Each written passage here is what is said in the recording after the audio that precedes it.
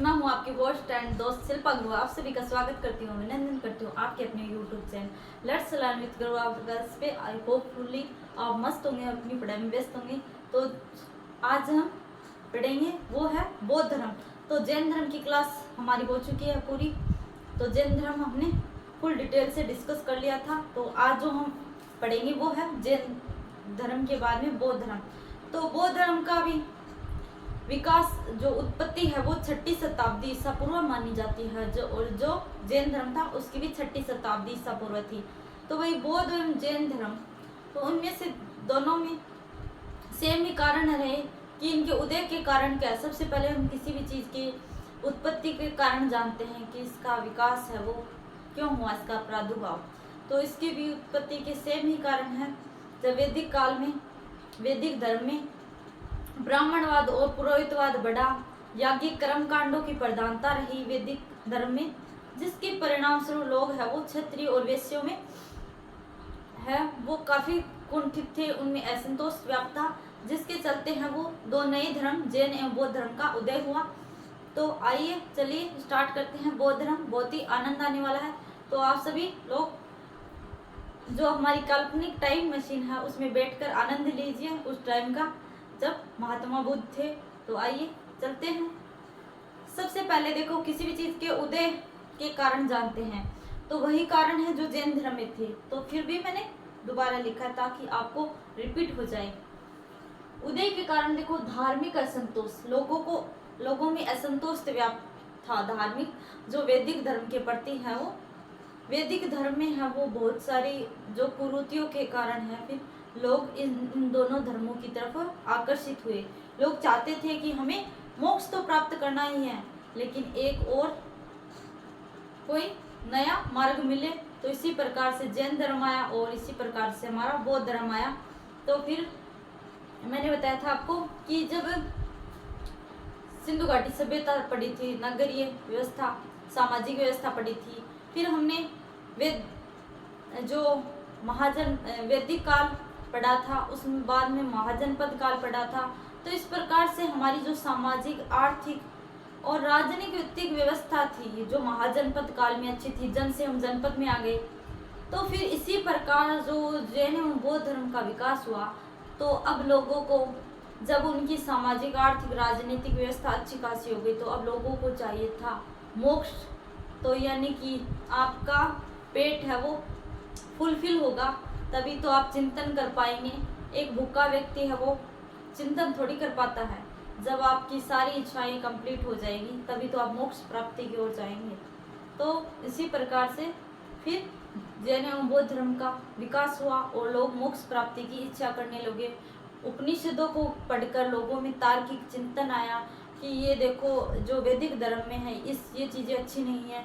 यहाँ पर ब्राह्मणवाद, पुरोहितवाद था, याज्ञिक कर्मकांड था, बहुत सारी जटिलताएं थी, भेदभाव था, जिसके कारण है वो फिर दो नए धर्मों का उदय हुआ। और एक कारण ये भी है कि हमारा देश है वो, हमारे देश की एक पहचान है सहिष्णुता। तो सहिष्णुता का मतलब है कि जो भी नए विचार आते हैं, तो कुछ भी नई चीज आए, तो हमारे जो देश की विशेषता है कि हम लोग उसे एक्सपेक्ट करते हैं। इसी प्रकार से हम वो जब नए दो धर्म आए तो उनको भी स्वीकार किया गया था, धार्मिक सहिष्णुता। तो ये भी कारण है। हमारे देश में कोई भी आ जाए तो सभी लोग उनका स्वागत करते हैं, अभिनंदन करते हैं। तो ये भी प्रकार है इसका। और क्या इस टाइम जो महात्मा बुद्ध, महावीर स्वामी हुए, उनकी कटु आलोचना नहीं हुई? ये ख्याल आपकी ये भी आ रहा होगा कि वैदिक धर्म के लोगों ने इसकी कटु आलोचना नहीं की। तो जब महात्मा बुद्ध और महात्मा स्वामी आए, तो महात्मा बुद्ध थे तो उनका ये कतई नहीं था कि मैं एक नया धर्म चला रहा हूँ। वो लोगों को मोक्ष प्राप्ति का मार्ग दिखा रहे थे, मोक्ष प्राप्ति का मार्ग दिखा रहे थे। वो ये नहीं बोल रहे थे कि मैंने एक नया धर्म शुरू किया है। नहीं, उन्होंने कोई धर्म शुरू नहीं किया था। उन्होंने तो लोगों को मोक्ष प्राप्ति का जो मार्ग है वहां पे प्रशस्त किया, चाहे उसमें ब्राह्मण हो, क्षत्रिय हो, वैश्य हो, शूद्र हो, चाहे कोई भी हो, डाकू, चोर, चक्का, कोई भी आए, सब लोग मोक्ष प्राप्ति के हकदार हैं। ये थी बौद्ध धर्म की विशेषता।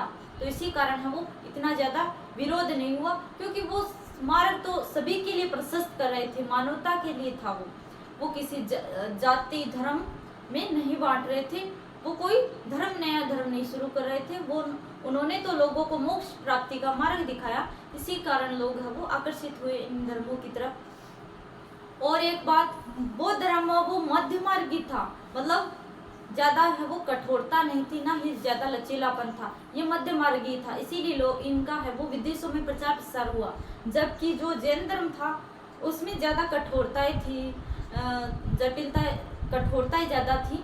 दोनों बल देते हैं, अहिंसा अपनाओ, ये बोलते हैं सत्य के रास्ते पर चलो। दोनों का लक्ष्य एक ही है, मोक्ष प्राप्त करवाना। लेकिन जैन धर्म वो थोड़ा कठिन था, उसके नियम कठोर थे। जबकि जो बौद्ध धर्म था वो था फ्लेक्सिबल, मध्य मार्गी था। तो चलिए स्टार्ट करते हैं। और मैं बहुत सारी चीजें आपको दोनों धर्मों को कंपैरिजन करते हुए चलेंगे तो सारी चीजें हमको सरल हो जाएगी और आपको इजी लगने लगेगा कि बौद्ध एवं जैन धर्म कोई अलग नहीं, दोनों में क्या समान है और क्या असमानताएं हैं वो आप दोनों देखने ये क्लास लेने के बाद आप खुद तय कर पाओगे इनमें क्या चीजें समान है और क्या चीजें असमान है। तो चलिए स्टार्ट करते हैं। सबसे पहले उदय के कारण धार्मिक असंतोष बढ़ रहा था लोगों में। वैदिक धर्म था तो उस टाइम बहुत सारे धार्मिक कर्मकांड उनकी वो प्रधानता थी। इस कारण से लोग है वो असंतोष व्याप्त था, वो चाहते थे कि हाँ कोई एक और नई चीज आए, नया धर्म आए तो इनसे हमें छुटकारा मिले, जो प्राचीन धर्म था वैदिक धर्म से। वैदिक देखो बहुदेववाद एवं तंत्र मंत्र का विकास, मैंने बताया था कि जो वैदिक धर्म था तो बहुत सारे देवता थे, बहुदेववाद थे, अलग अलग प्रकार के देवता की पूजा होती थी। तंत्र मंत्र का विकास ये भी कारण है। सामाजिक असंतोष मतलब भेदभाव होता था क्षत्रिय ब्राह्मण और वैश्य। जो क्षत्रिय और ब्राह्मण की है वो जो शूद्र वर्ग है वो और वैश्य भी है, इनमें जो ऊपर के 3 वर्ग थे ब्राह्मण क्षत्रिय और वैश्य, इनकी पूजा जो इनकी है वो इनका एक प्रकार से बोल सकते हो इनके नीचे था शूद्र वर्ग, तो वो तो कुछ बोल भी नहीं सकता था, ना ही पढ़ाई का अधिकार था, तो बहुत सारे है वो दबा हुआ था, कुचला हुआ था शूद्र वर्ग। तो इसी प्रकार से हम वो सामाजिक असंतोष व्याप्त था। क्षत्रिय भी परेशान थे ब्राह्मणों से कि ब्राह्मण है देश जो रक्षा है राज्य की वो तो हम करते हैं, वो ज्ञान प्राप्ति के कारण जो स्थान है समाज में वो ब्राह्मणों को है। तो इस प्रकार क्षत्रियों में था। इसी प्रकार से वैश्य थे परेशान कि एक तो ये हमसे कर लेते हैं अनेक प्रकार के, बहुत सारे प्रकार के, पता नहीं नाम किस नाम पे ये हमसे कर लेते हैं। और दूसरी वो अलग अलग जो व्यापार करने जाते थे, जो वैश्य वर्ग व्यापारी था वैश्य वर्ग, तो फिर उनके जो धार्मिक जो यात्रा थी उन यात्राओं पर जो ब्राह्मण वर्ग था उसने प्रतिबंध लगा दिया कि ये है वो जो ये यात्राएं करना वो धर्म के खिलाफ है। और फिर एक और बात थी कि जो बाहर का खाना वगैरह नहीं खा सकते थे वैश्य। तो इस प्रकार से बहुत सारे कारण थे जिसके कारण ये वो कुंठित थे। दोनों ही वर्ग क्षत्रिय और वैश्य वर्ग वो परेशान थे ब्राह्मण से, तो उन्होंने इस कारण वो ज्यादा आकर्षित हुई। और शूद्र तो बोल ही नहीं सकता था, उसकी तो ये सिचुएशन ही नहीं थी कि वो सही गलत बातचीत कर सके, बता सके, अपना राय है वो रख सके। अब देखो सामाजिक संतोष हो गया। उचित विकल्प, सब लोग है वो मोक्ष प्राप्ति के लिए उचित मार्ग है वो देख रहे थे, उचित विकल्प का चयन कर रही थी। अब देखो बौद्ध धर्म की शिक्षाएं मान्यताएं, क्या शिक्षाएं क्या मान्यता है वो 4 आर्य सत्य। 4 जो आर्य सत्य है वो जो जैन धर्म है उसमें सील या अणुवर्त नाम से है, सील या अणुवर्त, यहाँ पर 4 आर्य सत्य दिए गए हैं। देखो 4 जो आर्य सत्य हैं वो देखो जैन धर्म में सील या अणुवर्त के नाम से है वो 4 चीजें हैं, वो है जो मैं आगे बताऊंगी इसमें जब पढ़ेंगे। तो यहाँ पर देखो बौद्ध धर्म की 4 आर्य सत्य है। विश्व में दुख है, ये बोलता है कि विश्व में संपूर्ण संसार में दुख ही दुख व्याप्त है। दुख का कारण क्या है? What is the pain? इस पेन का रीजन क्या है भाई? दुख का कारण क्या? What is the reason of pain? What is reason of pain? तो दुख का कारण क्या है? पहले तो ये बोलता है कि संसार में दुख व्याप्त है, फिर इस दुख का कारण क्या है, दुख को दूर किया जा सकता है, दुख को कैसे दूर किया जा सकता है, फिर दुख निरोध गामिनी प्रतिपदा कि दुख को दूर किया जा सकता है। आप देखो इनका विस्तृत, ये तो चार आर्य सत्य हो गए। दुख जो है वो निराशावादी दृष्टिकोण, आपको पता है निराशावादी कैसा दृष्टिकोण है, निराशावादी तो पूरे संसार में दुख है, प्रत्येक घटना क्रिया तथा वस्तु में दुख निहित है। ये बोलता है कि जो पहला पॉइंट है इसी का, विश्व में दुख है तो दुख क्या है, ये निराशावादी दृष्टिकोण है। तो पूरे संसार में दुख ही दुख व्याप्त है। तो कोई भी प्रत्येक घटना, कोई भी घटना होती है या फिर कोई भी जो क्रिया होती है या फिर जो वस्तु होती है, सब में दुख होता है। कि मतलब कोई भी घटना घटित हो गई तो उसमें भी दुख है, कोई क्रिया होती है किसी कारण से तो उसमें भी दुख है, और तथा कोई भी वस्तु है तो उसमें भी दुख है। तो ये पहला पॉइंट हो गया हमारा। अब देखो दुख का कारण क्या है फिर, तो ये भी निराशावादी दृष्टिकोण है। तो अज्ञानता, द्वेष, ईर्ष्या, लालच, वासना, मोह, रूप, संवेदना इत्यादि के कारण है वो जो दुख के कारण है। अब दुख के कारण ये है भाई, अज्ञानता, व्यक्ति का अज्ञानी होना, द्वेष, दूसरों के प्रति द्वेष रखना, ईर्ष्या, किसी से जलन, लालच करना किसी भी चीज का, वासना, काम वासना, मोह है किसी भी चीज का मोह करना, रूप, संवेदना इत्यादि है वो दुख के कारण है। ये है दुख के कारण जो आप सभी जानते हैं। आप देखो इस दुख का फिर है वो निरोध कैसे किया जाए, ये है आशावादी, क्योंकि इसमें आशा ही दिख रही है। कैसे, क्योंकि ये मार्ग दिखा रहा है दुख निरोध, इसका निपटारा कैसे हो भाई, इस दुख का निपटारा कैसे हो आखिर, तो ये आशा दिखा रहा है। तो ये आशावादी दृष्टिकोण हो गया। यदि दुख के कारण को जान लिया जाए तो दुख को दूर किया जा सकता है। ये बात सही है कि दुख का जो अगर हम कारण जान लेते हैं, दुख का कारण क्या है, तो ये दुख के कारण है, इन कारणों को जान लिया तो फिर हम उस दुख का है वो निपटारा कर सकते हैं, उसको खत्म कर सकते हैं। यदि दुख के कारण को जान लिया जाए तो दुख को दूर किया जा सकता है। ये है दुख निरोध। अब देखो चौथा पॉइंट लास्ट, दुख निरोध गामिनी, ये भी आशावादी दृष्टिकोण है। ये दो आशावादी और दो निराशावादी है। अब देखो दुख निरोध गामिनी आशावादी दृष्टिकोण है, ये आशा दिखा रहा है दुख को दूर करने का मार्ग, ये है वो दुख को दूर करने का मार्ग। तो हमने जान लिया कि कोई भी, पहले तो संपूर्ण संसार में दुख ही दुख व्याप्त है। फिर कारण क्या है, तो अज्ञान, ईर्ष्या, द्वेष, रूप, संवेदना, लालच, मोह, माया, ये सारे हैं। फिर इनको दूर कैसे किया जाए, यदि दुख का कारण न जान लिया आप, सिंपल भाषा में समझो, यदि हम दुख के कारण को जान लिया हमने कि ये मेरे पीछे ये मेरे दुख का कारण है, तो फिर उसको दूर कैसे करें, मार्ग भी तो होना चाहिए। क्या रास्ता अपनाएं हम, वो रास्ता यही है लास्ट वाला कि दुख निरोध गामिनी प्रतिपदा, दुख को दूर करने का मार्ग। अब कौन सा मार्ग अपनाएं, कैसे जो चीज अपने को कष्ट दे रही है उस चीज को हम कैसे दूर करें, तो मार्ग तो अपनाना पड़ेगा ही। तो ये है वो चौथा है मार्ग, जो दुख को दूर करने के लिए हम मार्ग अपनाएंगे, वो है चौथा पॉइंट। तो दुख को दूर करने का मार्ग, अष्टांगिक मार्ग। तो इन जो 8 अष्टांगिक मार्ग बताऊंगी मैं, तो इन पर चलकर आप वो अपने दुखों को दूर कर सकते हैं, मतलब हम अपने दुखों को दूर कर सकते हैं। जो 8 मार्ग है उनको अष्टांगिक मार्ग कहते हैं, 8 मार्ग। तो अष्टांगिक मार्गों का अनुसरण करके हम है वो दुख को दूर कर सकते हैं अपने। तो चलिए आगे देखो, अष्टांगिक मार्ग की यह संकल्पना मूलतः तैत्तिरीय उपनिषद से ली गई। कौन सा उपनिषद है भाई, तैत्तिरीय उपनिषद।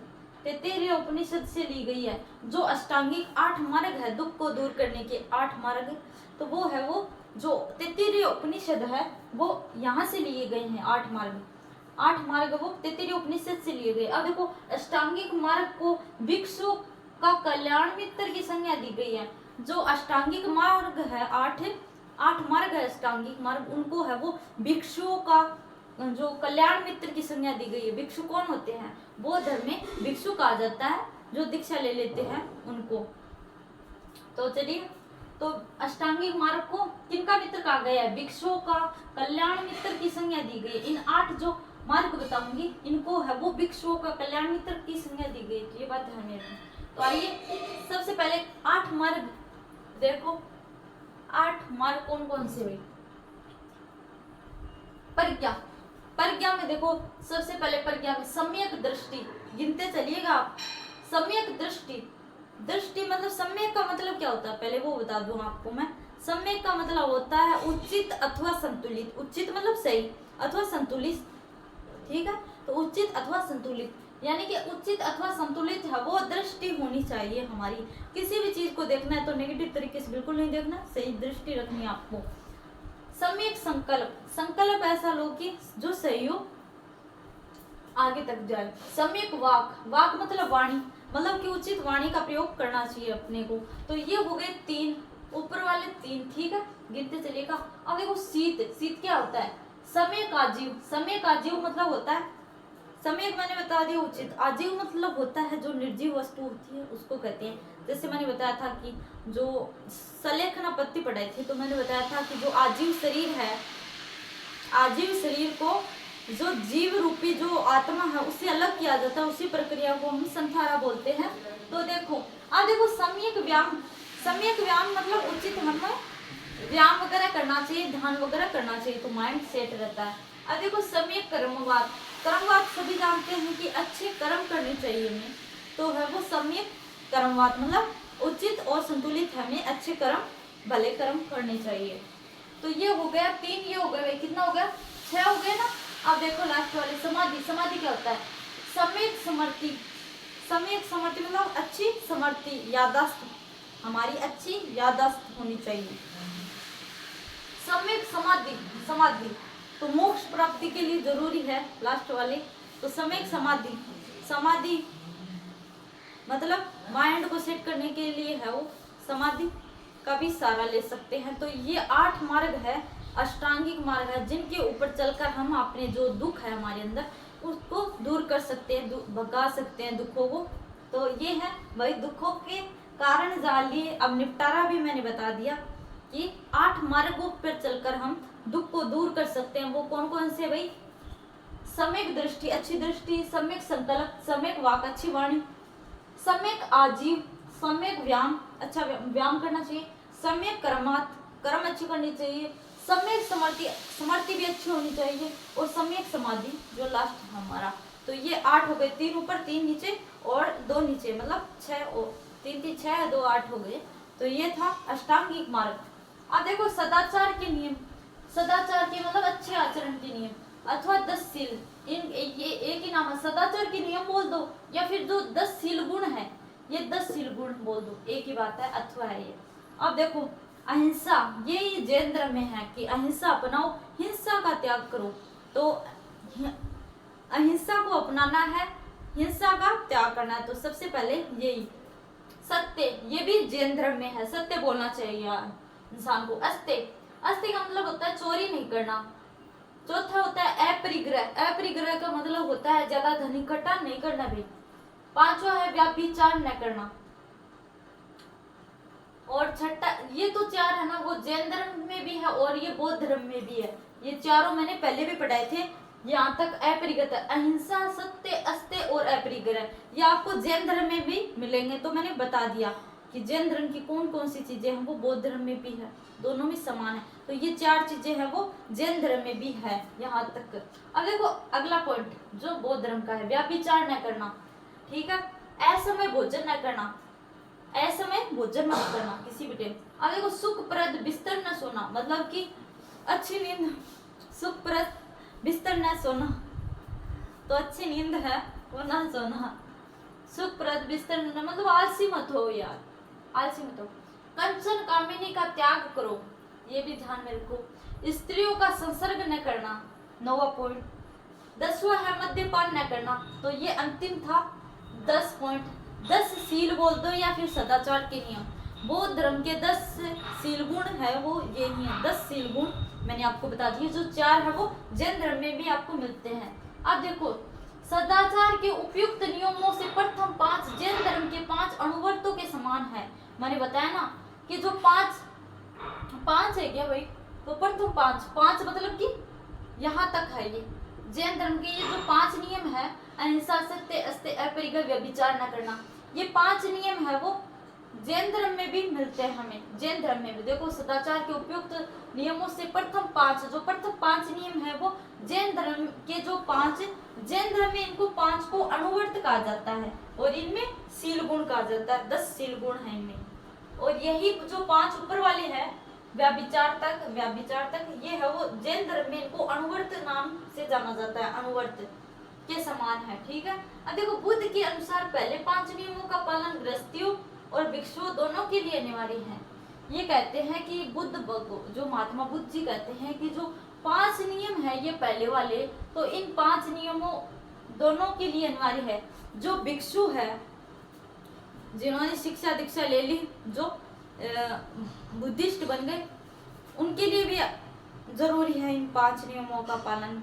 और जो गृहस्थी जीवन में व्यतीत करते हुए मतलब निवृत्ति जो मोक्ष चाहता है उनके लिए भी ये 5 जरूरी है। मतलब कि ये 5 है वो अनिवार्य है, कंटिन्यू जरूरी है। अब देखो अंतिम 5 नियमों का पालन केवल भिक्षुओं के लिए है तथा गृहस्थियों के लिए नहीं है। अब देखो जो अंतिम है 5 नियम, असमय भोजन न करना, सुखद बिस्तर न सोना, कंचन कामिनी का त्याग करना, मद्यपान न करना, स्त्रियों को संसर्ग न करना, ये जो लास्ट वाले 5 और हैं ये है वो भिक्षुओं के लिए जरूरी है, गृहस्थियों के लिए जरूरी नहीं है कि वो इन जो अंतिम 5 है हमारा कि उनका भी पालन करे। तो 5 अनिवार्य ऊपरले जो मतलब ऊपर वाले हैं, जो चोरी न करना, अस्ते अपरिग्रह, सत्य अहिंसा वाले, व्यभिचार न करना, ये है वो गृहस्थी और भिक्षुओं दोनों के लिए अनिवार्य है। लेकिन जो लास्ट वाले नीचे वाले हैं, जो मद्यपान न करना, स्त्रियों का संसर्ग न करना, जो अंतिम लास्ट वाले हैं वो केवल भिक्षुओं के लिए है, जो भिक्षुओं के लिए है, भिक्षुओं को पालन करना अनिवार्य है इनका, और ये गृहस्थियों के लिए नहीं है। अंतिम 5 ये निचले जो। अब देखो इस प्रकार बुद्ध ने शील के नियमों का पालन में भिक्षुओं के अपेक्षा गृहस्थियों को अधिक छूट प्रदान की है, जो कि बौद्ध धर्म के मध्य मार्ग की होने का एक अन्य उदाहरण है। ये बोलते हैं कि इस प्रकार बुद्ध ने शील के नियमों के पालन में भिक्षुओं की अपेक्षा हम वो गृहस्थियों को ज्यादा छूट प्रदान की है। उन्होंने कहा है कि गृहस्थियों को ये सिर्फ जो 5 नियम है वो काफी है, जबकि जो भिक्षु है उनको उन 5 तो पालन करने ही पड़ेंगे, उसके अलावा 5 जो निचले हैं यानी कि पूरे 10 नियमों का पालन करना पड़ेगा, वो भिक्षुओं के लिए है। पूरे 10 नियमों का पालन भिक्षुओं को करना पड़ेगा। और इसके अलावा जो गृहस्थी जीवन व्यतीत करते हुए मोक्ष चाहते हैं उनके लिए 5 की छूट है। तो इस प्रकार से उन्होंने छूट भी तो दी है। यहाँ पर देखो कि ये गृहस्थियों के लिए जरूरी नहीं है, तो यानी कि मध्य मार्गी हुआ ना। तो अब जो गृहस्थ जीवन व्यतीत कर रहे हैं वो भी मोक्ष प्राप्त कर सकते हैं बेचारे। तो जबकि जैन धर्म में था कि भिक्षु बनना अनिवार्य है मोक्ष प्राप्ति के लिए, आपको जरूरी है भिक्षु बनना, तभी मोक्ष प्राप्त किया जा सकता है। तो देखो यहाँ पर गृहस्थी जीवन में भी रहकर लोग मोक्ष प्राप्त कर सकते हैं। और मैंने चीजें बता दी आपको, और नेक्स्ट वीडियो में पढ़ेंगे हम बौद्ध धर्म के जो महात्मा बुद्ध हुए उनके बारे में, उनका जीवन परिचय। तो मिलते हैं नेक्स्ट वीडियो में। क्लास पसंद आई हो तो लाइक शेयर करें एंड सब्सक्राइब करें चैनल को। तो मिलते हैं, थैंक यू, बाय बाय।